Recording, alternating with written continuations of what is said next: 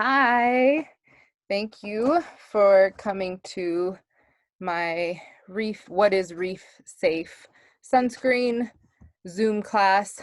I will be talking about Beautycounter, our safety regulations, and then I'll go into that viral post about neurotoxicity and babies.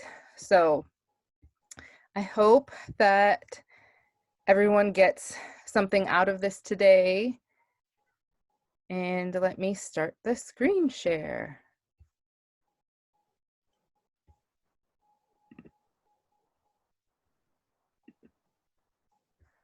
All right, so first, I'm gonna talk about Beautycounter and our blueprint for clean. So what do we mean by blueprint for clean? So clean can mean anything, right? Clean, natural, organic, these are all terms, but nothing is really federally, organic is somewhat regulated, but for the most part, natural, clean, those are terms that are not federally regulated. So they could literally mean anything, which is why at Beautycounter, we want you to know what we mean by clean. So unparalleled safety screening, ingredient transparency, Leaping Bunny certified, sustainable packaging, environmental footprinting. These are all things that are of concern to us at Beautycounter. And I should probably talk about myself a little. My name is Zaida Khan Wallace. I'm a Beautycounter consultant.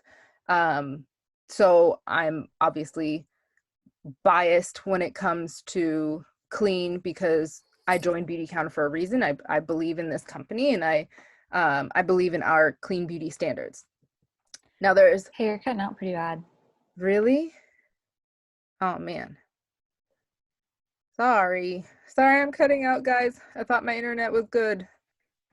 Well, hopefully the recording will be fine because it's just recording to my computer and not to like the cloud or anything. So that's my bias. I joined, like I said, I joined Beautycounter for a reason. So for unparalleled safety screening, we have our never list. In the EU, the European Union, there are 1,400 ingredients that are banned. Beautycounter bans 1,800 as of right now. And we also have our 5-step ingredient selection process, which is unparalleled.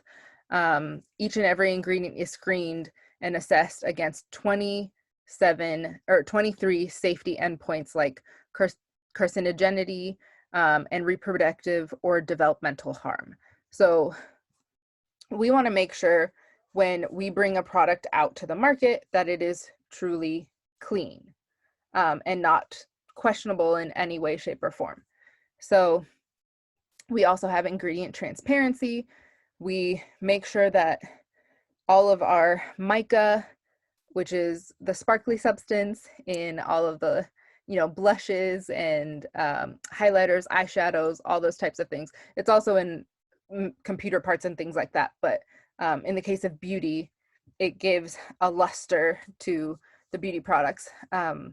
We want to make sure that the mica is coming from factories that do not use child labor and are taking care of the people who are mining the mica because it's a natural mineral. So that goes into the responsibility of sourcing raw materials, no child labor, sustainable palm oil, sustainability in packaging. So yes, we do use plastic packaging, but for the most part, we are trying to move to more glass packaging and less plastic parts. Environmental footprinting, we're making sure that our glass is sourced from Mexico, so it's here in North America. And when it's shipped, it has a lower greenhouse emission than if it was to be made in China and then shipped across the Pacific. So we're trying to address our carbon footprint in that respect. awarded for product performance. We also we test for trace contaminants and heavy metals because asbestos can be in talc, and we make sure that our talc is sourced responsibly and that it doesn't have asbestos in it. Going beyond regulatory standards, so like I said, the EU has higher or stronger regulations than the US. We don't sell in the EU, we only sell in the US and Canada, but we want to make sure that we're even exceeding what they do in the European Union. So that's a little bit about us. And I wanted to talk about sunscreen. So let's meet Counter Sun. So the sun has different rays, UVA and UVB. UVA is aging to our skin, and UVB is going to be burning for our skin. So there's also blue light that comes from our computer screen. So right now I'm in front of my computer screen. There's blue light coming off of it. Luckily, I have my prescription glasses that block out blue light. Some people just get regular glasses that block out blue light, but that doesn't protect the rest of my face, right? The rays or the high energy visible blue light that comes from my computer screen can still affect my skin, even if I have protection on my eyes. So Counter Sun from Beautycounter is going to protect you from all of that, which is why we call it broad spectrum sunscreen. And then we'll talk about sun protection factor. So we've all heard of SPF. SPF 15 blocks 93% of UV rays. SPF 30, so if we double that and go to 30, it protects 97%, so about 4% more. And then if we go all the way up to SPF 50, it's only increasing our protection by about 1%. So I'm not a doctor, I'm not a dermatologist, I'm not giving you any medical advice. If you were to talk to your dermatologist, they may recommend something of a higher SPF because they know you, and maybe they know that you need to have something to protect you from skin cancer because you're more likely to get it. So I don't know you personally, which is why I'm not going to say that. But these are just the different levels of SPF and what they protect against. So why should you use SPF? An estimated 90% of the signs of aging are caused by sun. So I could sit here and sell you Beautycounter and talk to you about how great counter time is and how wonderful it's going to be for your skin and how it's going to be really helpful for anti-aging. But in all honesty, preventative care is best. So it's important for us to get out into the sun and have the sun touch our skin and, you know, create that vitamin D3. But there's a certain point at which you may be getting more sun than you need.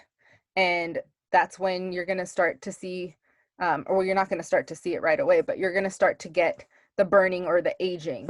And that we don't need. So yes, we do need sun. We do need vitamin D. Those are important. And if you're darker, you need to be, if you have more melanin in your skin and you have a darker hue to your skin, you're going to need to be out in the sun more than somebody who is fairer.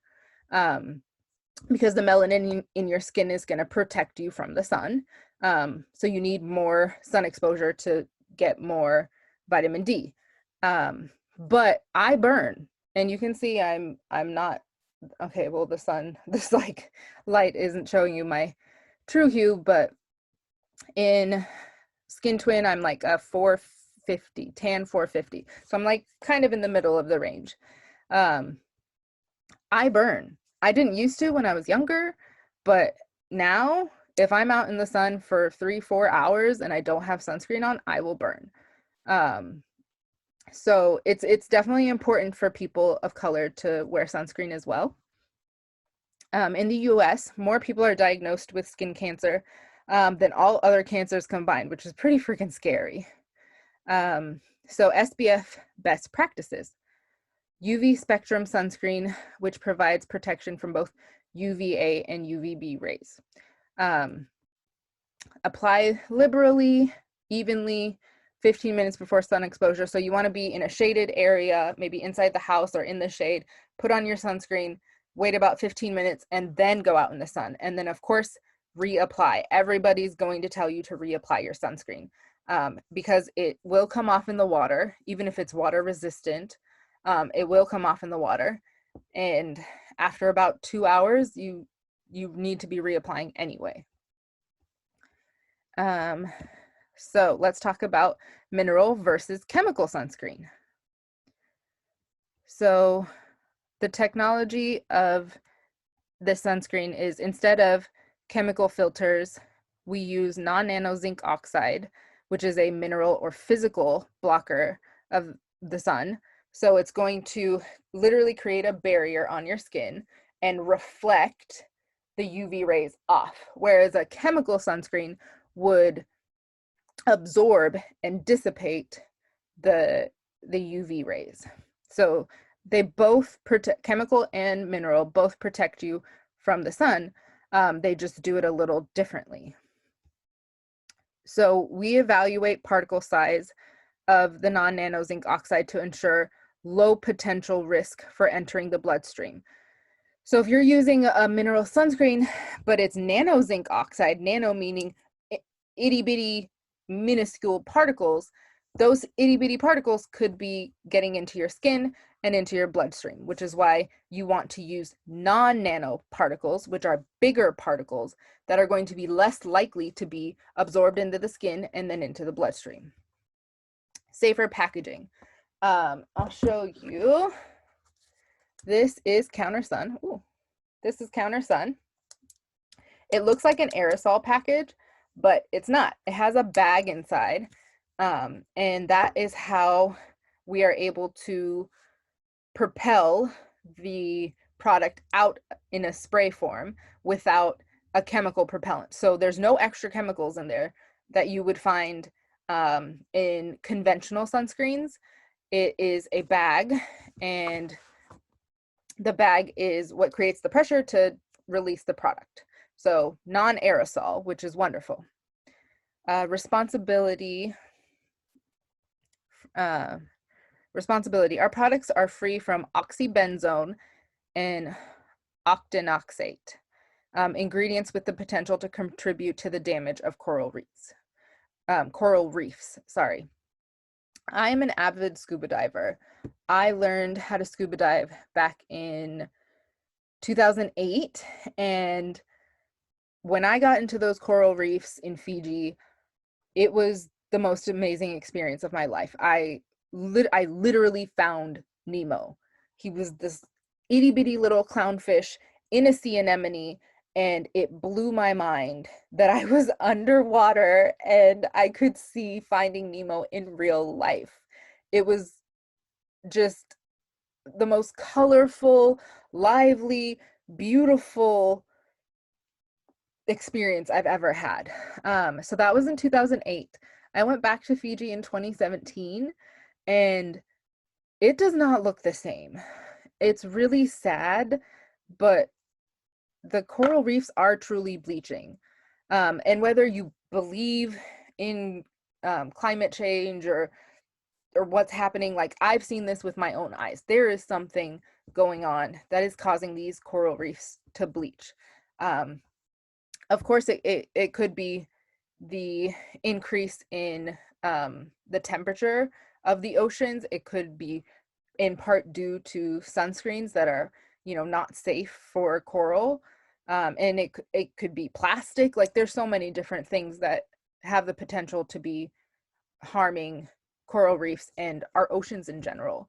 But if this is one thing that we can do to protect not just the reefs, but also protect our water supply from chemicals that don't need to be into it, then I'm all about that. So that was our little introduction to counter sun. Now we can talk about, oh, sorry guys.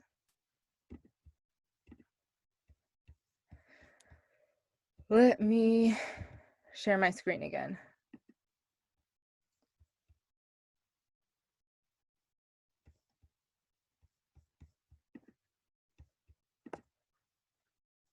I don't know why this keeps popping up.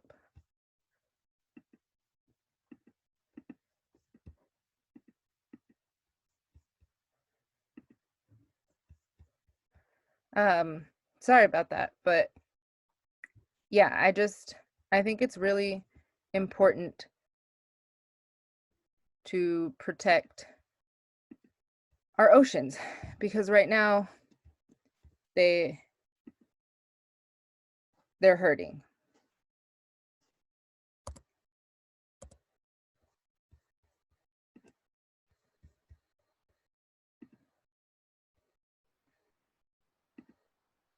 All right, so let me go back in here and share my screen again.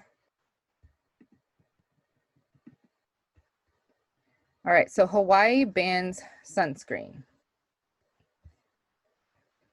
So Hawaii bans sunscreens.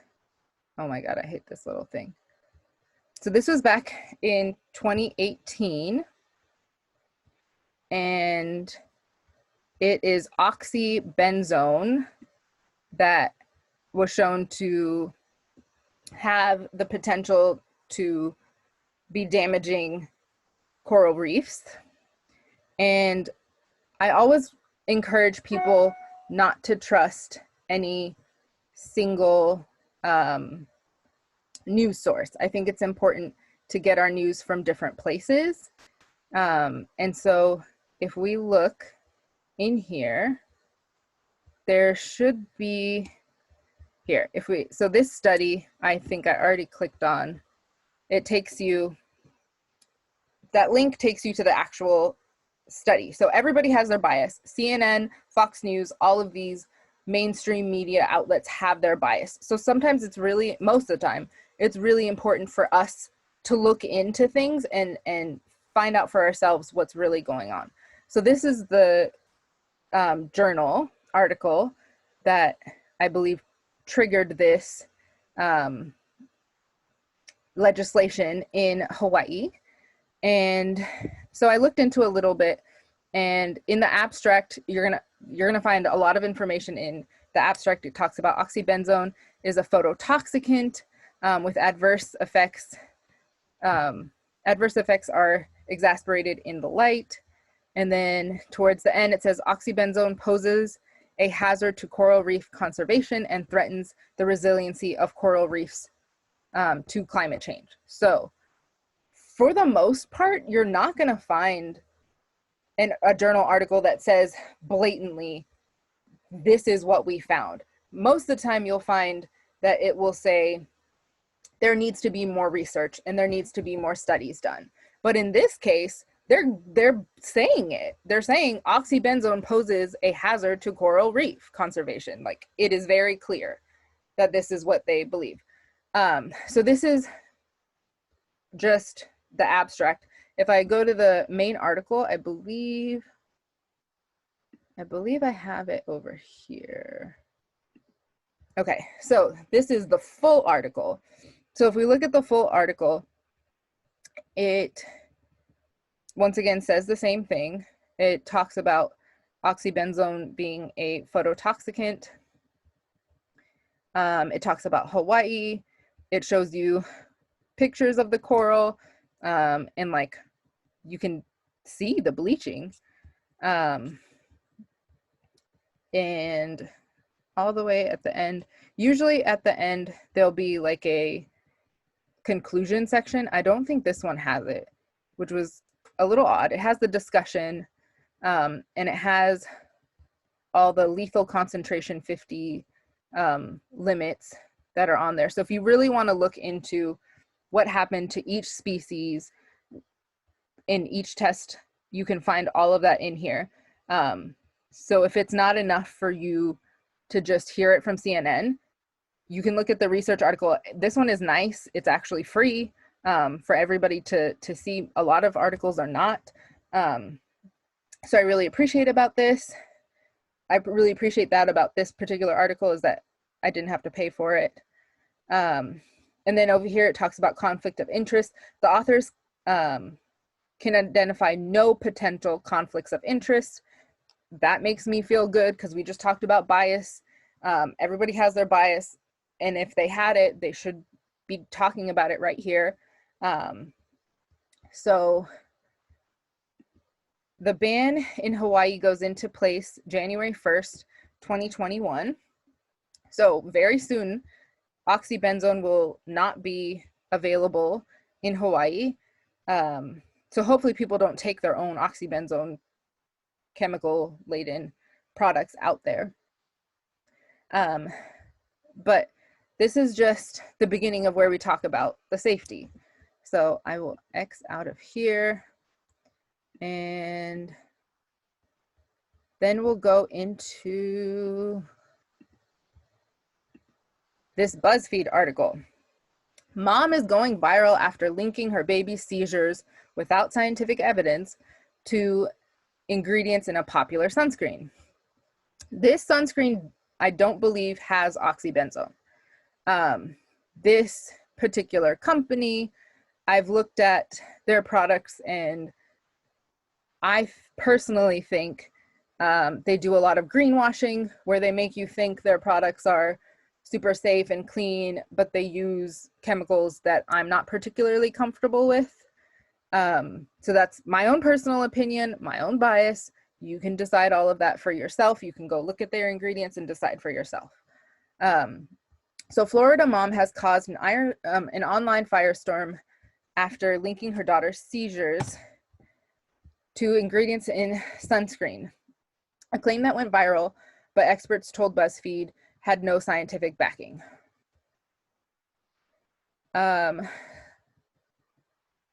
So we take this extremely seriously, as no ingredient in our formulas has been shown to cause seizures. So in order to have shown that ingredients cause seizures, you have to do research, right? You have to go through the process of working with researchers in either a university or maybe the National Institute of Health, something like that. You have to work with them in order to commission research and find out what that ingredient could possibly do. Right now, it seems like the research that we have is on oxybenzone. I haven't found much on these two ingredients right here, the octisalate and the octinoxate. Those are both chemical sunscreens, which are not in Beautycounter products because we only use zinc oxide, non-nano zinc oxide. But these two, I don't know how much research has been done on these particular ingredients. So furthermore, the company said it recently stopped using one of the chemicals, octinoxate, in its sunscreen. Okay, so for whatever reason, even though it was safe, Baby Organics said that they stopped using it in their sunscreen. I don't know. But the brand said it made this change due to concerns about the chemical's effect on coral reefs rather than safety for children. Okay, so octinoxate, potentially harmful to coral reefs, so they took it out.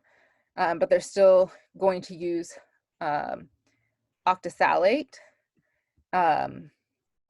Both octinoxate and octisalate have long histories as sunscreen ingredients and are approved for use by the FDA. So what does that mean to you and me if it's approved by the FDA? Johnson & Johnson was selling talc, baby powder, essentially. Johnson & Johnson was selling baby powder that had asbestos in it, and the FDA didn't have the power to do anything about that. So I don't know how comfortable I'm supposed to feel if you're just telling me that it's cool with the FDA. I mean, full disclosure, I worked for the FDA when I was in college. I had a 2-month internship at the FDA in Irvine, California. Everybody there was dope. There's tons of people of color. Everybody was really friendly. I didn't have any issues with the people that made up the FDA, but I still don't personally feel like they have the power to really know what ingredients are safe and what ingredients are not. I don't think they have the funds to necessarily commission research on all the ingredients. Plus, the EU has banned like 1,400 ingredients and we've banned like 83. So like, why the discrepancy? I don't know if it was 83, but it was something really small.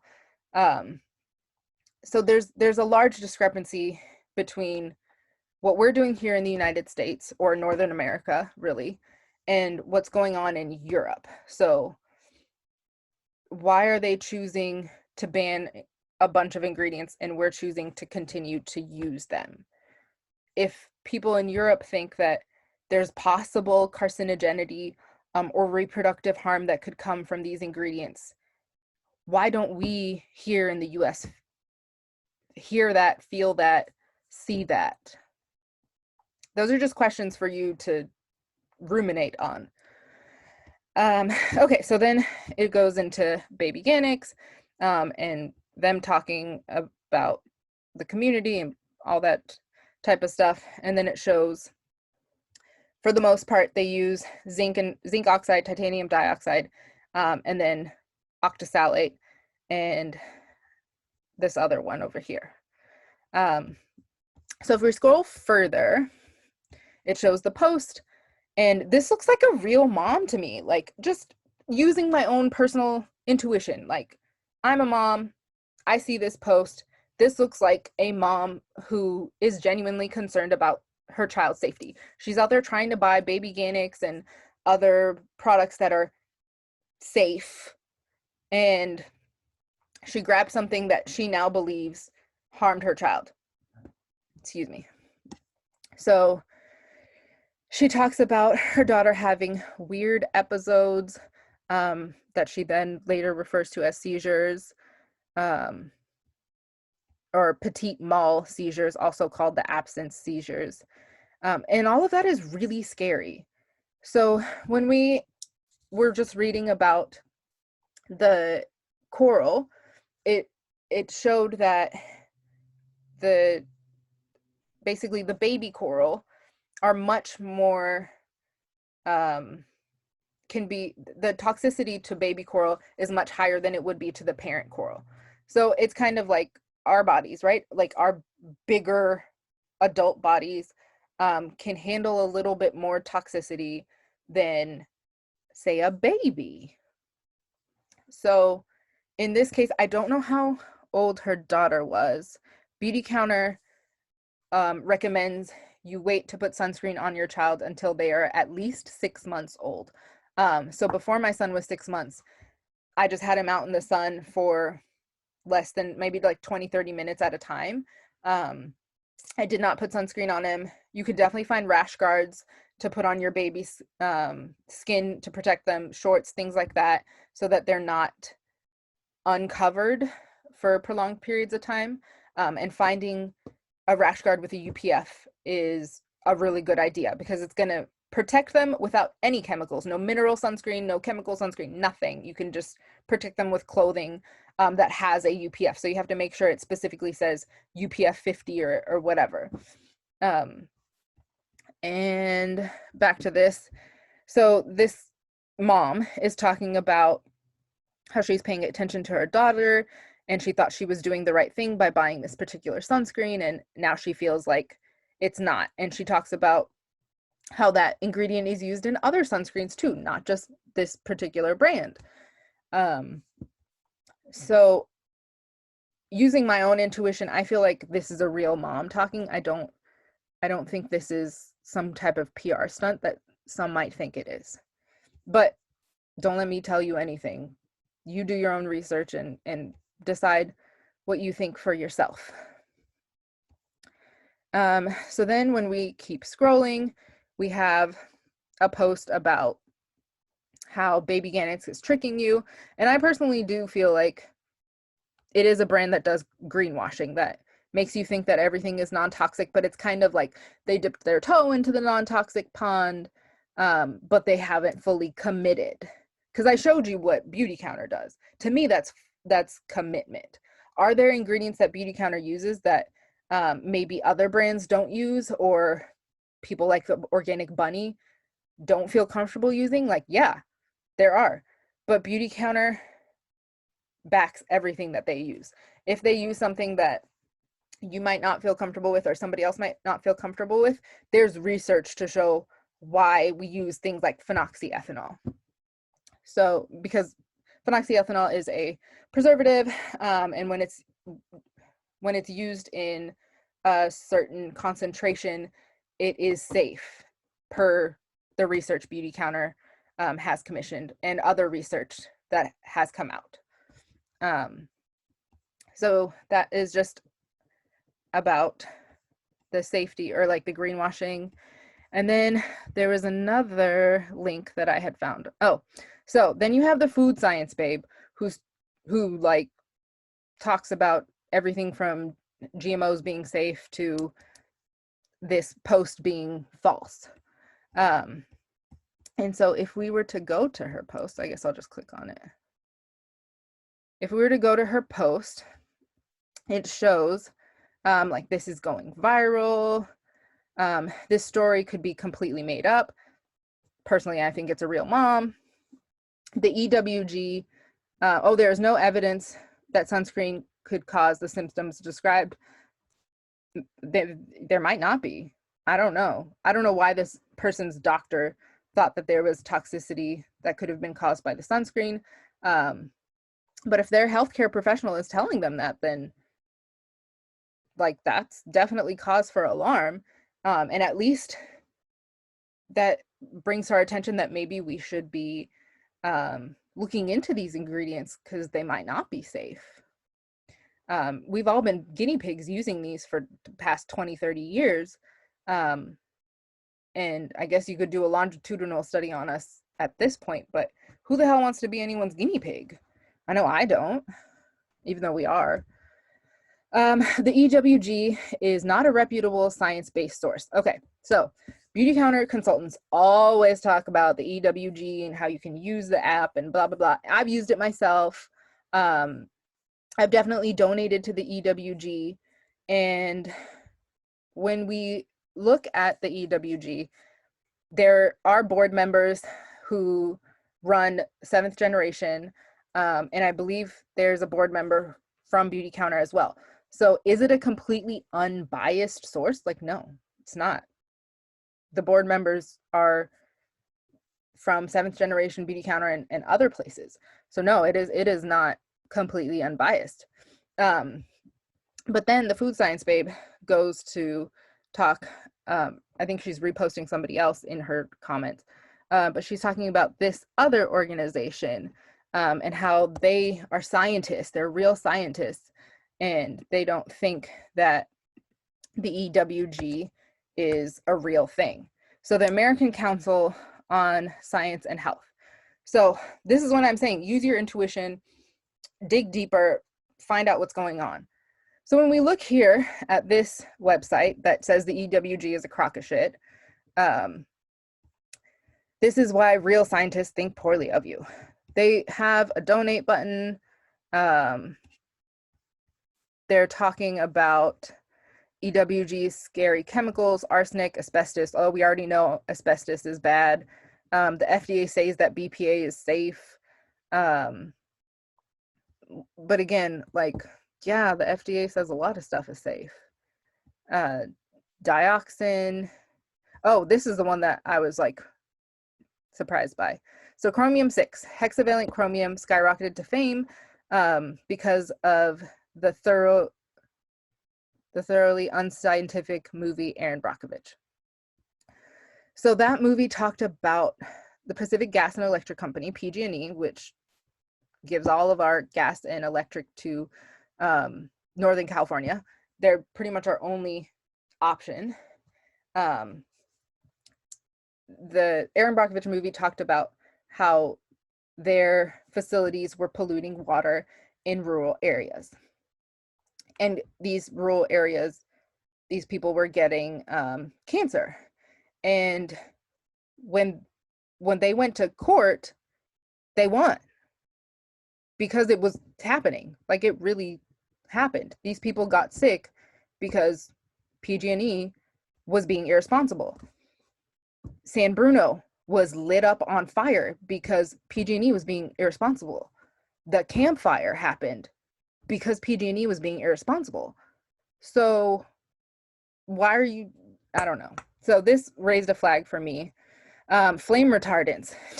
Like, I went out of my way to buy a car seat that does not have flame retardants because that shit is toxic. It is not healthy for our babies to be breathing in toxic chemicals.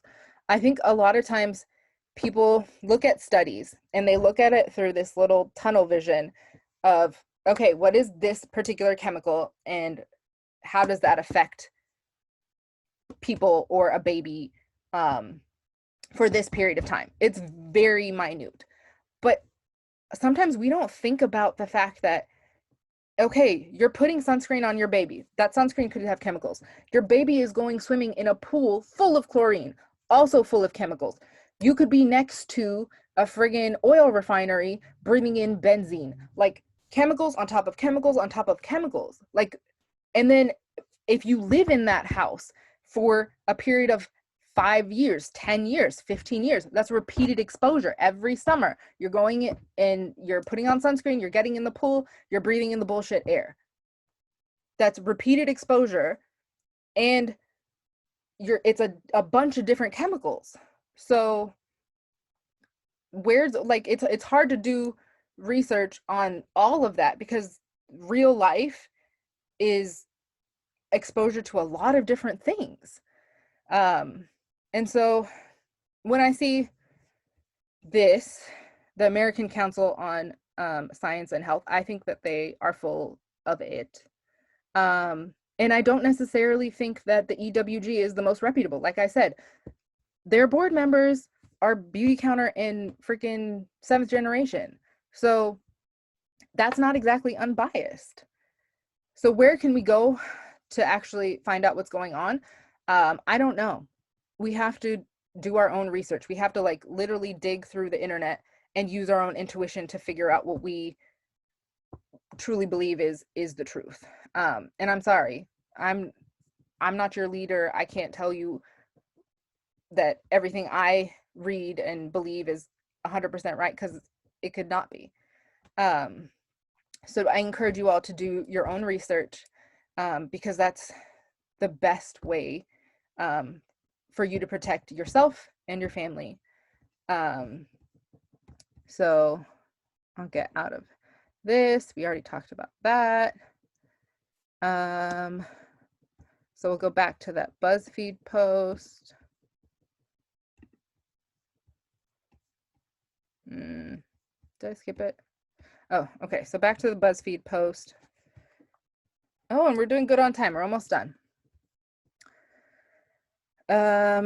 Okay, so yeah, the food science babe, I just personally don't care for her because I think she's using her platform to perpetuate a bunch of BS. But that's me personally. You can look at her website or her Instagram page and decide for yourself to see if what she has truly resonates with you. And if it does, that's fine. She's a scientist. Like, yeah, she does know what she's talking about.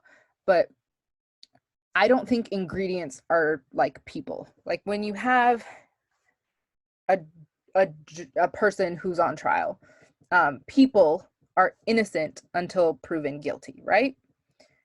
Supposedly in the criminal justice system, people are innocent until proven guilty.